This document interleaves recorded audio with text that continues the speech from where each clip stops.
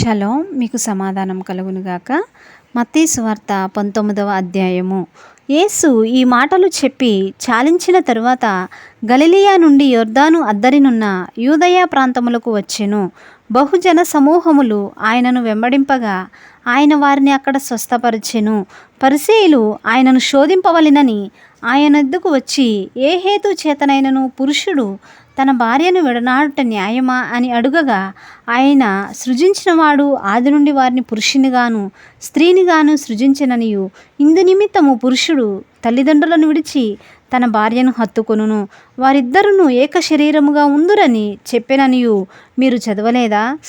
కాబట్టి వారికను ఇద్దరు కాక ఏక శరీరముగా ఉన్నారు గనుక దేవుడు జతపరిచిన వారిని మనుషుడు వేరుపరచకూడదని చెప్పెను.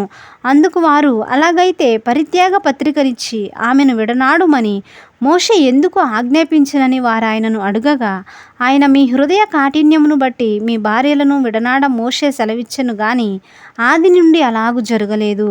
మరియు వ్యభిచారము నిమిత్తమే తప్ప తన భార్యను విడనాడి మరి ఒకతిని పెళ్లి చేసుకొనువాడు వ్యభిచారం చేయుచున్నాడనియు, విడనాడబడిన దాన్ని పెళ్లి చేసుకొనువాడు వ్యభిచారం చేయుచున్నాడనియు మీతో చెప్పుచున్నానని వారితో అనెను.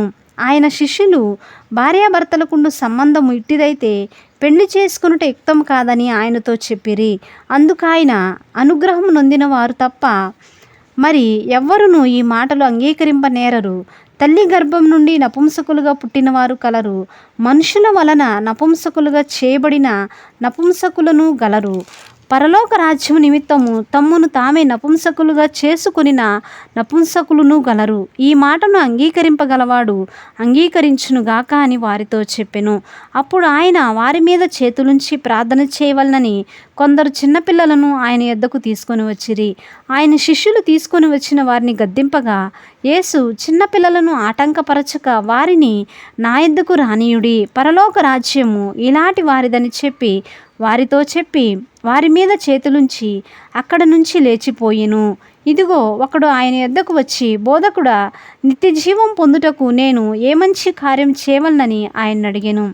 అందుకాయన, మంచి కార్యమును గూర్చి నన్నెందుకు అడుగుచున్నావు? మంచివాడొక్కడే. నీవు జీవములో ప్రవేశింపగోరిన ఎడల ఆజ్ఞలను గైకొనుమని చెప్పెను. అతడు ఏ ఆజ్ఞలని ఆయనను అడుగగా, యేసు, నరహత్య చేయవద్దు, వ్యభిచరింపవద్దు, దొంగిలవద్దు, అబద్ధ సాక్ష్యం పలుకవద్దు, తల్లిదండ్రులను సన్మానింపుము, నిన్ను వలె నీ పొరుగువారిని ప్రేమింపవలెను అనునవియే అని చెప్పెను. అందుకు ఆ యవనుడు, ఇవన్నీ అనుసరించుచునే ఉన్నాను, ఇకను నాకు కొదువ ఏమని ఆయన్ని అడిగెను.